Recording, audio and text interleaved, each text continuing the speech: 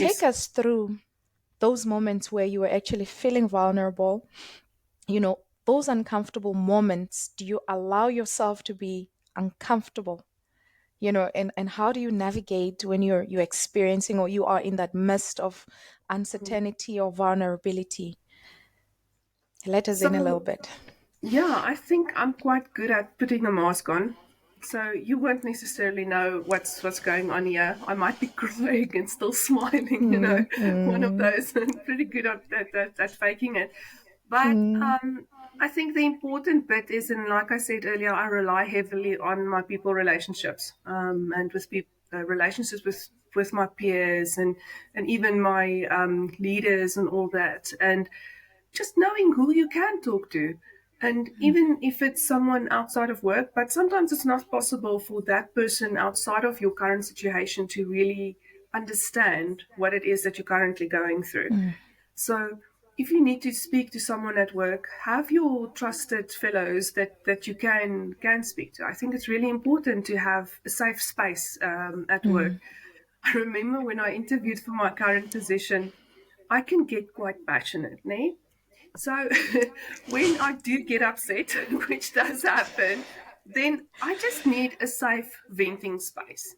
mm, So I asked my leader, listen, just create that space for me. Just allow mm, me to have a proper vent. I'm not mm, saying I'm going to vent every 2 seconds, but just allow me to have that safe space to vent. You don't have to do anything.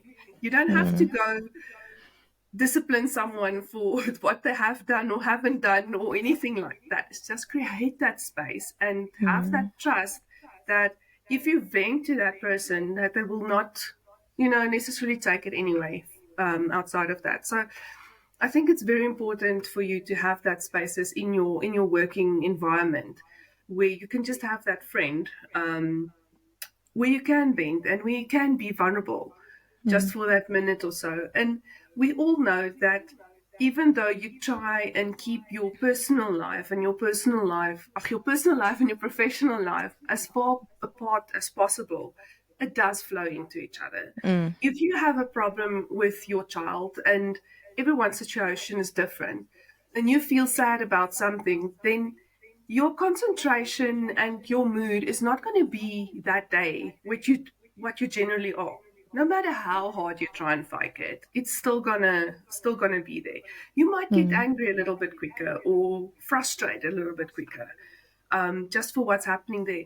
And I think that's why it's also important to share that with them and say, mm. listen, if perhaps, especially with auditors, sorry guys, we do tend to become a little bit frustrated easier, Yeah. but just share that with them and say, listen, we're Mm, going into this meeting. We know it's going to be a little bit difficult. mm, I might be a little bit more frustrated or irritated today, but just keep me in check. mm, Keep me under the table or just send me a Teams message here on the side. If you find that I'm becoming more irritable or something like that, just have my back. Um, mm. I think it's necessary to have that. I don't know if you guys do stuff like that.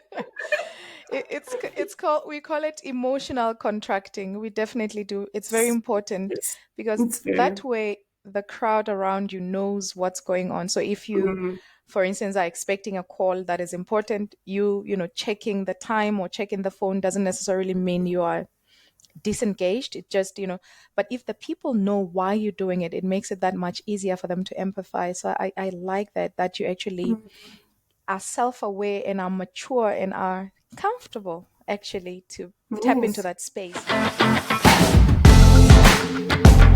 Awesome. Great. With that Awesome. being said, I'd like to thank you for your time and yeah, it was interesting. It was really lovely to get to know you on an intimate level, and I'm sure the viewers out there we are going to awesomely enjoy this conversation. Oh, thanks, Have a Lineo. It was lovely very nice evening, chatting to Peter. you. Awesome. Take Bye. care. Bye Bye. bye.